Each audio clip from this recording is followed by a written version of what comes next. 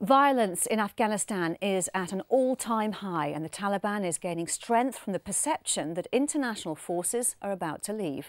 Those are just two of the findings of the Pentagon's latest report on progress in Afghanistan. But today, Britain's military spokesman has said there is cautious optimism on the ground, with progress including the capture or killing of 5 senior insurgent figures in Helmand in recent weeks. James Hurst reports. It's 9 years since international troops went into Afghanistan. In the last 2 years, the violence has soared. Incidents are now 3 times as many as they were in 2007, according to the Pentagon. But troop numbers have also increased dramatically in that time. The report, covering April to September this year, says the Taliban is resilient. It says that ISAF has made modest gains and that security is slowly expanding, but the progress is uneven. And just days since NATO leaders set a target withdrawal date of 4 years' time, this report says the Taliban's strength lies in the Afghan population's perception that coalition forces will soon leave, giving credence to the belief that a Taliban victory is inevitable. Britain's new military spokesman, Major General John Lorimer, told reporters at the Ministry of Defence today that they welcomed the Pentagon's report, saying that they had always expected that as more troops went into Afghanistan and took the fight to insurgents, that levels of violence would go up. On the Pentagon's assessment of progress as patchy, he said where they had committed effort and conducted operations, there had been palpable progress. He gave examples of progress being made in Helmand province, including this recent strike on an insurgent bomb factory. The targeted attack from a Reaper unmanned drone is thought to have destroyed materials that could have made 100 IEDs. The spokesman also said that progress was being made against insurgent leaders. Nearly 400 captured or killed in the last 3 months countrywide.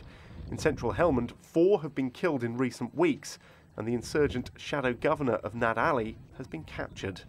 James Hurst, Forces News, Westminster.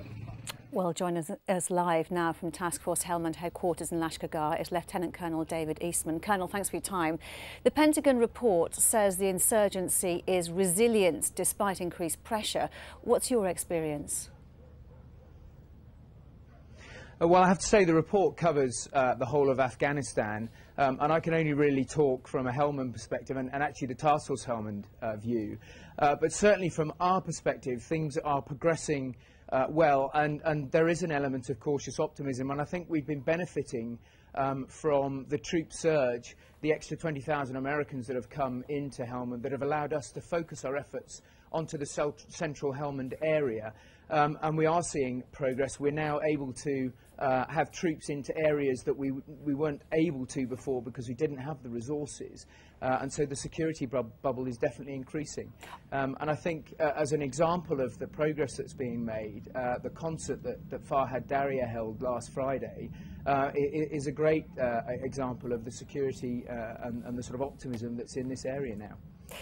Critics, though, have argued that setting a deadline for the withdrawal of combat troops will only fuel the insurgency long term, no matter how much progress you're making now. How can you stop that from happening after 2015?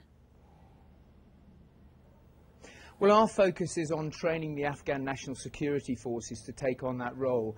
And to be honest with you, they are taking on an awful lot of that role already. Recently, there's been 2 operations of particular note.